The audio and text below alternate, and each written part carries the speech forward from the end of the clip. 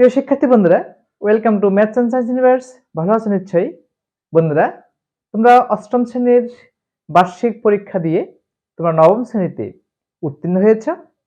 আজকে আমরা তোমাদের নবম শ্রেণীর গণিতের প্রথম অধ্যায়, প্রথম শিখন অভিজ্ঞতা সেট নিয়ে আলোচনা করব। আশা করি প্রত্যেকেই তোমরা আমার সাথেই থাকবে। তাহলে চলো বন্ধুরা, শুরু করা যাক। বন্ধুরা, আমাদের প্রাত্যহিক জীবনে আমরা সেট কিন্তু প্রতি ক্ষেত্রে সবসময় কিন্তু আমরা সেট ইউজ করে থাকি। যেমন আমাদের পরিবারে বিভিন্ন জিনিস রয়েছে, যেমন আমরা বলি সোফা সেট বলি, ডিনার সেট বলি, ডাইনিং সেট বলি, অনেক কিছু বলে থাকি।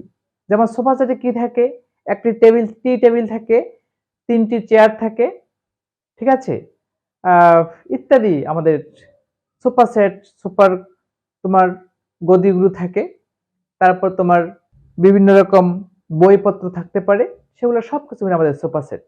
কেমন? আবার আমরা যদি বলি ডিনার সেট, সেখানে বিভিন্ন ধরনের ডিনারের জিনিস থাকে, বাটি থাকে, প্লেট থাকে, চামচ থাকে, বিভিন্ন ধরনের জিনিস থাকে। আবার ধরো তুমি যখন নবম শ্রেণীতে উত্তীর্ণ হয়েছ, তাহলে তোমাদের নবম শ্রেণীতে উত্তীর্ণ হওয়ার আগে অষ্টম শ্রেণীতে তোমাদের যে বইগুলো ছিল, সেই বইগুলো কি কি ছিল, তাই না? তো সেই বইগুলো একত্র করে যে সমাহার, সেটা কিন্তু এক ধরনের সেট। ঠিক আছে? তোমাদের বইতে প্রথম পৃষ্ঠায়, পৃষ্ঠা 2-এ, তোমাদের বইয়ের পৃষ্ঠা 2-এ অষ্টম শ্রেণীর বইয়ের সেট তোমাদেরকে লিখতে বলা হয়েছে।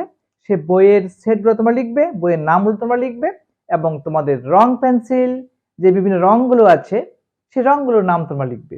এছাড়া আরো আছে যে ক্রিকেট খেলার ক্রিকেট সরঞ্জামের যে সরঞ্জামগুলো আছে, যেমন ক্রিকেট বল আছে, ক্রিকেট ব্যাট আছে, তোমার স্ট্যাম্প আছে, হ্যাঁ, উইকেট প্যাড আছে, ব্যাটিং প্যাড আছে, গার্ড আছে, তাই না, জার্সি আছে, ইত্যাদি তোমরা ক্রিকেট সরঞ্জামের জায়গায় লিখতে পারো। এগুলো প্রত্যেক কিন্তু একটা সেট। আমরা বইয়ের সেট পেলাম, রঙের সেট পেলাম, ক্রিকেট সরঞ্জামের সেট পেলাম। এভাবে আমাদের প্রত্যেক জীবনে বিভিন্ন বস্তুর সেট নিয়ে আমরা কিন্তু কাজ করে থাকি। কেমন? ওকে, তোমাদের বইয়ের দ্বিতীয় পৃষ্ঠার এই খালি জায়গা তোমরা ফিল আপ করে ফেলবে। যেমন অষ্টম শ্রেণীর বইয়ের সেট, রং পেন্সিলের সেট, এবং ক্রিকেট খেলার সরঞ্জামের সেট। ঠিক আছে? তাহলে আমরা বুঝতে পেরেছি আমাদের বিভিন্ন আমাদের চলার পথে, আমাদের প্রাত্যহিক জীবনে বিভিন্ন বস্তুর সেট আমরা পেয়ে থাকি। যেমন ধরো আরো বিভিন্ন ধরনের সেট হতে পারে, আমাদের জাতীয় পতাকার বিভিন্ন রঙের সেট, মূর্ত বস্তুর সেট হতে পারে, বিমূর্ত বস্তুর সেট হতে পারে। মূর্ত বস্তুর সেট যেমন আমরা যেগুলো চোখে দেখতে পাই, সেগুলো সেট। বিমূর্ত বস্তুর সেট যেমন কারো নামের সেট, ঠিক আছে, এটা একটা বিমূর্ত বস্তুর সেট হতে পারে। সংখ্যার সেট হতে পারে, অনেকগুলো সংখ্যার সমাহারকে সংখ্যার সেট বলা যায়। যেমন পূর্ণ সংখ্যার সেট, বাস্তব সংখ্যার সেট, কেমন, ধনাত্মক সংখ্যার সেট, ঋণাত্মক সংখ্যার সেট, বিভিন্ন ধরনের সেট হতে পারে। ঠিক আছে বন্ধুরা? ওকে, এই সেট কোত্থেকে আসলো, এই সেটের কথাটা আমরা কোত্থেকে পেলাম? একজন জার্মান গণিতবিদ জর্জ ক্যান্টর, যার জন্ম জার্মানিতে, তিনি তার অনেক দিনের বন্ধু, তার আজীবনের বন্ধু রিচার্ড ডেটকিন্ডের সাথে চিঠি আদান প্রদানের মাধ্যমে একমত হন যে সেট হলো সসীম বা অসীম বস্তুর একটি সংগ্রহ, যা একটি নির্দিষ্ট বৈশিষ্ট্য ধারণ করে এবং প্রতিটি বস্তুর স্বতন্ত্রতা বজায় রাখে। প্রত্যেকটা বস্তু তার নির্দিষ্ট স্বতন্ত্রতা বজায় রাখে, এটা হলো সেট। ঠিক আছে? ওকে, তো সেট আমরা বলতে পারি বাস্তব বা বিমূর্ত বিভিন্ন বস্তুর সুনির্দিষ্ট সংগ্রহকে সেট বলে। ওকে, আমরা সেট কি আমরা জানলাম। এরপরে আসো গণিতে সেটের প্রয়োজনীয়তা কি। গণিতে সেটের কেন প্রয়োজন সেটা বোঝানোর জন্য তোমাদের বইতে একটি উদাহরণ নিয়ে এসেছে। ধরো তোমাদের স্কুলে, মানে মিতুদের বিদ্যালয় বলা, তোমাদের বিদ্যালয়ে ধরো, তোমাদের বিদ্যালয়ে তোমরা একটি স্থানীয় গণিত অলিম্পিয়াডে অংশগ্রহণ করেছো। সেখানে তোমাদের কিছু কুইজ দেওয়া হয়েছে এবং সেই কুইজের নাম্বার হলো 100 নাম্বার। সেই কুইজে যারা 60% বা তার উপরে পাবে তারা জাতীয় অলিম্পিয়াডে অংশগ্রহণ করতে পারবে, যারা 60% নিচে পাবে তারা জাতীয় অলিম্পিয়াডে অংশগ্রহণ করতে পারবে না। দেখতে পাচ্ছ সেই তোমার তালিকাটি, যেমন দেখো লেখা আছে এখানে প্রাপ্ত নাম্বার যেমন দেখো সাগর পেয়েছে 58 নাম্বার, কামাল পেয়েছে 72 নাম্বার, মিতু পেয়েছে 79 নাম্বার, সেলিম পেয়েছে 33 নাম্বার, দীপ্তি পেয়েছে 45 নাম্বার, অভিজিৎ পেয়েছে 63 নাম্বার, জেবা পেয়েছে 90 নাম্বার, রোশন পেয়েছে 35 নাম্বার, কলি পেয়েছে 77 নাম্বার, মারুফ পেয়েছে 50 নাম্বার, ত্রিবিজয় পেয়েছে তোমার 74 নাম্বার এবং এডু পেয়েছে 76 নাম্বার, সৈতি পেয়েছে 81 নাম্বার, আকাশ পেয়েছে 59 নাম্বার, নাহার পেয়েছে 78 নাম্বার এবং তাসনিম পেয়েছে 80 নাম্বার। এই নাম্বারগুলোর মধ্যে অর্থাৎ তারা যে 100 নম্বরের কুইজ পরীক্ষা অংশগ্রহণ করলো সেই নাম্বারগুলোর মধ্যে যারা 60 নাম্বার পেয়েছে বা তার বেশি পেয়েছে তাদের একটা সেট আমরা করতে পারি, যারা 60%-এর কম নাম্বার পেয়েছে বা 60 নাম্বারের কম নাম্বার পেয়েছে 100 নাম্বারের মধ্যে তাদের জন্য একটা আমরা সেট করতে পারি। সেই সেটগুলো এরকম হতে পারে, আমরা লিখি যে যারা 60 নাম্বার পেয়েছে তাদের সেট এ ইকুয়াল টু যারা 60 নাম্বার পেয়েছে তাদের সেট এ ইকুয়াল টু কারা 60 নাম্বার পেয়েছে বা তার বেশি পেয়েছে 72, 79, 63, 90, 77, 74, 81, 78, 76, 80। বন্ধুরা এরা সবাই 60 নাম্বারের উপরে পেয়েছে। যারা 60 নাম্বারের নিচে পেয়েছে তাদের সেট কয়জন দেখো 58, 33, 45, 58, 33, 45 আর হলো 35, 50, 59, 35, 50, 59 এই কয়জনের সেট হলো এরা 60%-এর কম নাম্বার পেয়েছে, এরা 60%-এর বেশি নাম্বার পেয়েছে। বুঝতে পেরেছ? ওকে, এ থেকে আমরা কি বুঝলাম? এ থেকে আমরা কি বুঝলাম দেখো এখানে তোমাদের বইতে একটু খেয়াল করো, এখানে বলা আছে 60% যারা পেয়েছে সে সকল শিক্ষার্থীর সংখ্যা অর্ধেকের চেয়ে বেশি। আমার এখানে কতজন শিক্ষার্থী ছিল? আমরা দেখতে পাচ্ছি যে আমাদের এখানে শিক্ষার্থী ছিল 1, 2, 3, 4, 16 জন শিক্ষার্থী ছিল। 16 জন শিক্ষার্থীর মধ্যে 1, 2, 3, 4, 5, 6, 7, 8, 9, 10 জন শিক্ষার্থী পেয়েছে 60 বা তার উপরে নাম্বার এবং 1, 2, 3, 4, 5, 6 জন শিক্ষার্থী পেয়েছে 60-র নিচে নাম্বার। এরা জাতীয় অলিম্পিয়াডে অংশগ্রহণ করতে পারবে। যারা 72 থেকে মানে 60 উপর নাম্বার পেয়েছে যে 10 জন জাতীয় অলিম্পিয়াডে অংশগ্রহণ করতে পারবে। যারা 60 নাম্বার নিচে পেয়েছে তারা জাতীয় অলিম্পিয়াডে অংশগ্রহণ করতে, গণিত অলিম্পিয়াডে অংশগ্রহণ করতে পারবে না। আমরা দেখতে পাচ্ছি বি এর যে নাম্বারগুলো সেখানে সবগুলো নাম্বার 60-র নিচে এবং এদের নাম্বার কারো নাম্বার 33-র নিচে নয়। ঠিক আছে, এটা আমরা বলতে পারি।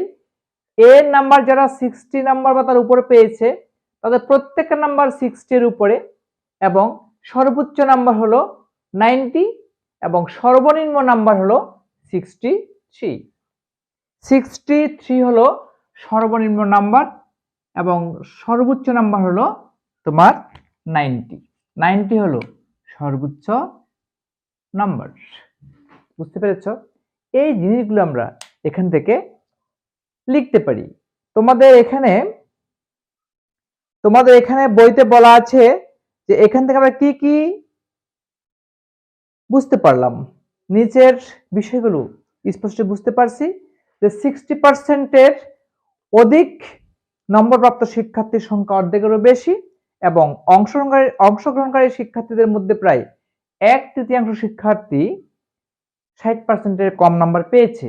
এই শিক্ষার্থীগুলো 60%-এর কম নাম্বার পেয়েছে এবং এদের সংখ্যা 1/3 প্রায় 1/3 বা 3/1 ভাগ। এখান থেকে এবং 60% এর নিচে প্রাপ্ত নম্বর সমূহ 33 থেকে 59 এর মধ্যে অবস্থিত। লোয়েস্ট হলো 33, হাইয়েস্ট হলো 59। ওকে, এছাড়া আরো কি কি তুমি বুঝতে পারলে তোমাদের বইয়ের নিচের ফাঁকা করে লিখো। তোমাদের বইতে একটা নিচে ফাঁকা করে দেওয়া আছে, সেই ফাঁকা করে তুমি লিখবে আরো কি কি তুমি এখান থেকে পেয়েছো। আমরা বলতে পারি শুধুমাত্র একজন শিক্ষার্থী 90 নাম্বার পেয়েছে, কেমন? এবং আরো বলতে পারি যে 80 এর উপরে পেয়েছে 80 বা 80-র উপরে পেয়েছে একজন, দুইজন, তিনজন শিক্ষার্থী 80 বা 80-র উপরে পেয়েছে একজন, দুইজন, তিনজন। ওকে, আমরা এগুলো বলতে পারি। এবং আমরা বলতে পারি যে কত পার্সেন্ট শিক্ষার্থী তোমার গণিত অলিম্পিয়াডে অংশগ্রহণ করতে পারবে। যেহেতু 16 জনে 10 জন, 16 জনে 10 জন ইন্টু 100%, এত পার্সেন্ট শিক্ষার্থী জাতীয় অলিম্পিয়াডে অংশগ্রহণ করতে পারবে। তুমি কাটাকাটি করো, কাটাকাটি করে যাই হয়, হ্যাঁ, 8 দুগুণে আমরা এটাকে 4 দিয়ে কাটি, 4 4 16, 4 25 100, 2 দুগুণে 4, 5 দুগুণে 10, 5 25 125, 125 কে 2 দ্বারা ভাগ করলে আমার আসবে 62.5%। 62.5% শিক্ষার্থী জাতীয় গণিত অলিম্পিয়াডে অংশগ্রহণ করতে পারবে। আর কত পার্সেন্ট বাকি থাকে?